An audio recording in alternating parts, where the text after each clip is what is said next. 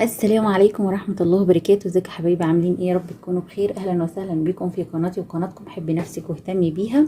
ولو الفيديو عجبك مش هفكرك الاشتراك وتفعيل زر الجرس علشان يوصلك كل جديد. في ناس مصريين في دول عربية نفسها تاكل الطعمية. ازاي هنعمل طعمية في البيت وبأسهل طريقة؟ يعني مش حاجات معقدة ولا حاجة. دوت فول مدشوش بنجيبه من عند العطار وبيغسله كويس جدا وبنقعه من بالليل بالنهار، وبعد كده بحطه في مصفى يتصفى كويس جدا. ولو انت عندك كرات يعني يا ريت، لو ما عندكيش خلاص هنتصرف باللي موجود، لان في الكرات في يعني اسواق مش بتبيع كرات. انا بقى ايه، جبت البصل الاخضر، والبصل الاخضر ده جميل جدا لانه هيقوم لي بدور الكرات الحاجات اللي فيه دي. وعندك خضرة، وعندنا توم.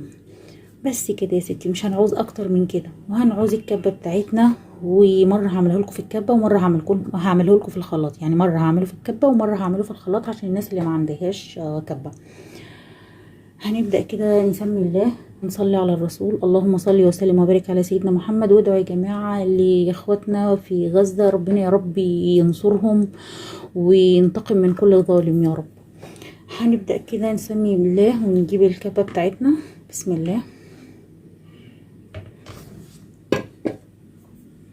الاول ناخد الفول، طبعا الفول المتصفي مفيهوش ميه.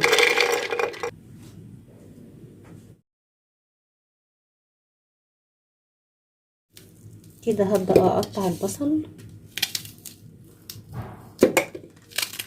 بالشكل ده.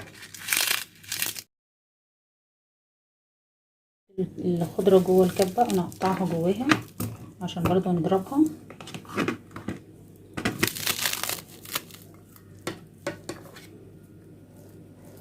هنضربها في الكبه وهنرجع لكم تاني. كده زي ما انت شايفه كده، احنا طحنا الخضره مع بعض. هنبدا نحط كده بالراحه الفول اللي احنا طحناه من شويه. احنا مش هنحط ملح ولا كمون دلوقتي. بسم الله الرحمن الرحيم. كده حطينا الفول على الخضره وهنضربهم برضو ضربه تاني.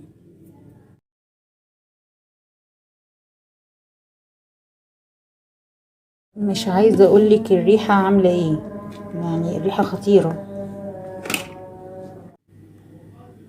وكده يا حبايبي بعد ما ضربناها في الكبه، بس بامانه الكبه ما ادتنيش نفس النتيجه اللي انا بعملها في الخلاط. انا طول عمري على فكره بعملها في الخلاط، يعني انا اول مره اجرب اعملها في الكبه.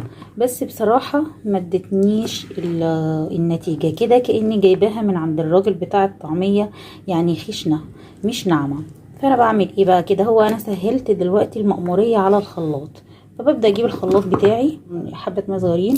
انا مش هحيد عن المية دي، يعني الكوباية دي مش هستعملها كلها.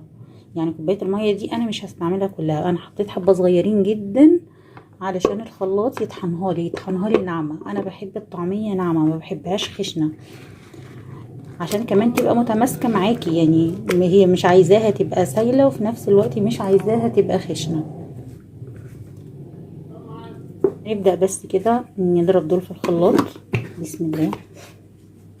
وهوريكم النتيجة. على فكرة هو الخلاط احسن، بس انا كده سهلت المأمورية على الخلاط علشان ما يسخنش معاكي.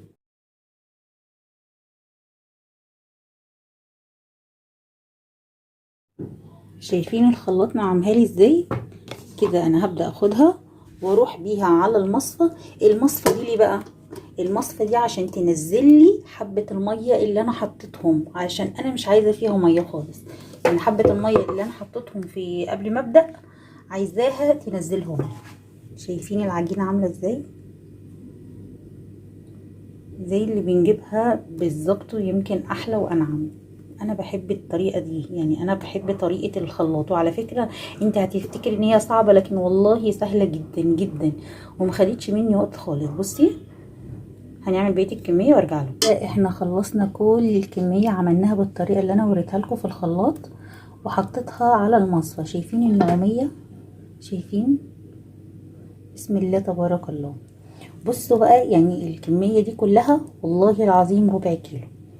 ده ربع كيلو فول ب7.5 تقريبا، ب7.5 لانه الكيلو ب30. وقولي شوية الخضرة ديت يعني ما كله على بعضه 10 جنيه. يعني ما يعني حاجات بسيطة، بس حاجة نظيفة وانتي عاملاها في بيتك. احنا ما حطيناش لحد دلوقتي لا ملح ولا كمون. الكمون مش بنحطه، لو انتي هتفرزيها مش بنحطه غير لما بيطلع من الفريزر عشان ما يسمرش. لكن الملح هنحط دلوقتي معلقه ملح. ودلوقتي هو احنا المصفى اللي احنا حطيناها دي هيصفي حبه الميه اللي احنا حطيناهم عشان يتضربوا في الخلاط. بص هيصفي كل الميه اللي فيها. خلاص هي صفت ميتها، وادي الميه حبه الميه اللي احنا كنا حطيناهم من الكوبايه، هم دول اللي نزلوا. انا كده طمنت ان هي ما بقاش فيها ميه، لان الميه اللي انا حطيتهم في الخلاط نزلوا تاني.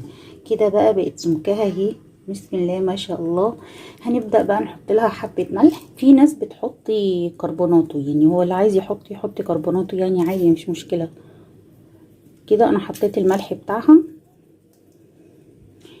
لاني هحطها في اكياس وهحطها في الفريزر. لما هطلعها ان شاء الله من الفريزر هبدأ بقى احط لها كزبرة واحط لها كمون، ولو عايزه تحط لها كربونات تحط لها يعني. بس انا دلوقتي لان في جزء هشيله في الفريزر فانا مش محتاجه ان انا احط اي حاجه غير الملح علشان ما تسمرش.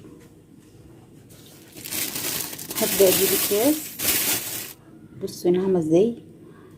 انا بحب الطعميه بالطريقه دي وفي نفس الوقت متماسكه، يعني لما نيجي نعملها قرص تيجي تعمليها قرص اهي متماسكه، مش هتفرول معاكي في الزيت وفي نفس الوقت مش هتبقى ميه. شايفه القرص بتاع الطعميه كده؟ انت تقدري تعمليها في اي مكان وفي اي وقت، والله ما خدت مني وقت. وبعدين الناس كتير جدا في دول بره بتبقى نفسها تاكل الطعميه المصري بطريقه سهله جدا، وممكن تعمليها وبالخلاط. يعني لو انت ما عندكيش المرحله الاولى اللي احنا عملناها في الكبه ممكن تعمليها في الخلاط، بس انا عشان خاطر اني ما اضغطش على الخلاط انا عملتي في الكبه الاول. لكن انا لو انت عايزه تبداي تعمليها بالخلاط على طول ممكن تعمليها في الخلاط على طول وهتديكي برضو نفس النتيجه ونفس النوعيه. لكن الكبه لوحدها بتبقى خشنه بصراحه، يعني لاني مش هقدر اكدب عليكي، لان في ناس انا شفتها على اليوتيوب عاملاها بالكبه ومطلعاها كانها هي ناعمه، لكن بصراحه الخلاط هو اللي بيديني الطريقه بتاعه النوعيه بتاعه الطعميه. لكن اي طريقه تانية بتبقى خشنه ما بتبقاش ناعمه. فجربي الطريقة ديت وان شاء الله هتعجبك. تعالوا كده بقى نشوف احنا عملنا كام كيس.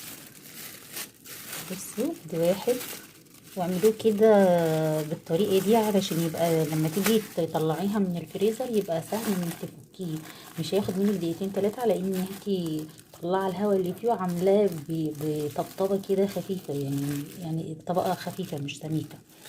والمفاجأة الطبق ده يعني اتعمل لي 3 اكياس وكمان الطبق ده والله يا بنات انا ابني جايبهولي من محل كبير جدا مشهور في وسط البلد، اكيد انتوا عارفينه، بتاع محل معروف بفول وطعميه.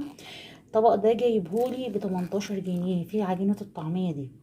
يعني تخيلوا طبق قد ده ب 18 جنيه. احنا عاملين الكميه دي كلها ما كملتش 10 جنيه، بس يعني ربنا بيحلل لهم رزقهم. يلا بقى على الطاسه احلى طعميه. شوفي شكلها عامل ازاي وبألف هنا وشفا. يا ريت تشتركي في القناه وتفعلي زر